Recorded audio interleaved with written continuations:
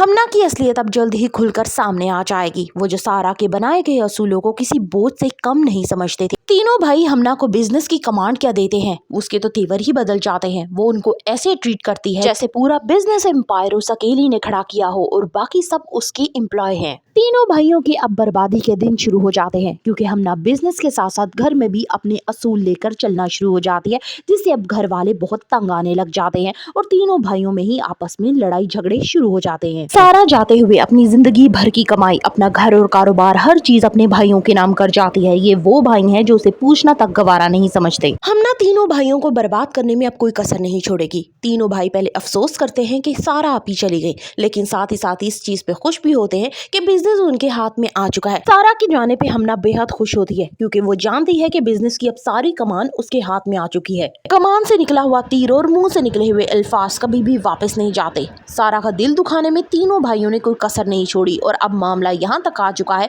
कि सारा old age home जा चुकी है, किसी को भी बताए बगैर। हमना सारा की कुर्सी पे बैठकर बहुत खुश होती है। सारे घर वाले इस चीज को देखते हैं। सारा जाते जाते एक और काम करती है कि तीनों मार्ट अपने तीनों भाइयों के नाम कर देती है और यहीं से उनकी बर्बादी शुरू हो जाती है।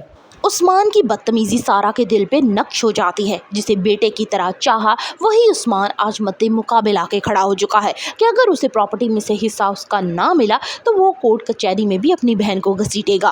तीनों भाइयों को अब ऐसा लगने लगा है कि सारा उनकी सबसे बड़ी दुश्मन है और उसकी खुशियों की कातिल है।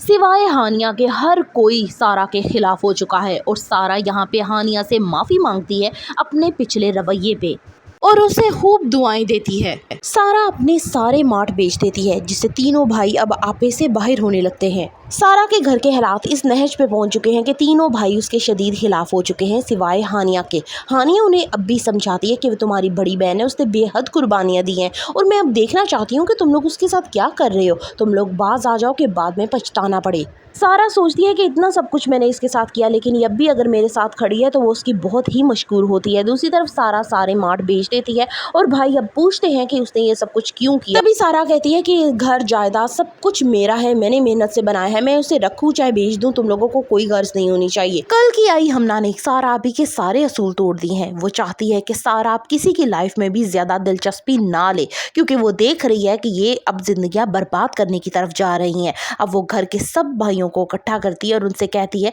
कि आप लोगों ने तो अपनी शादी कर ली है, तो अब आप सारा आपी के मुतालिक भी कुछ सोचिए, जिन्होंने आपके लिए अपनी जवानी तक वक्फ कर दी। बुरहान, अदनान, उस्मान तीनों भाइयों को ही लगता है कि शायद वाकई सारा आपी के साथ हमने गलत कर दिया। हमें बर वक्त सोचना चाहिए था कि वो हमारी बहन है, उसका भी खुशियों पर उतना ही हक है जितना हमारा, इसलिए हमें एक अच्छा सा रिश्ता ढूंढकर उनकी शादी कर देनी चाहिए। दूर खड़ी सारा आपी ये सारी बातें सुनती हैं। उसको लगता है कि शायद मेरे घर वाले जो है अब वो मेरा इस घर में मजीद वजूद बर्दाश्त नहीं कर पा रहे, इसलिए वो अपने भाई से कहती है कि जितनी जल्दी हो हमना को इस घर से निकाल दो, वरना ये घर में मजीद फसाद बनाएगी। असूलों के मुताबिक घर चलाने वाली सारा आपी को अब भी ये उम्मीद थी कि जैसे नरमीन और हानिया को उन्होंने अपने काबू में किया है, वैसे वो हमना को भी अपनी मुट्ठी में करेंगी। लेकिन सारे इरादे उनके उस वक्त चकनाचूर हो जाते हैं जब हमना उनके सामने खड़ी हो जाती है और कहती है कि वो जिंदगी अपनी मर्जी से गुजारेगी, ना कि किसी के असूलों के मुताबिक।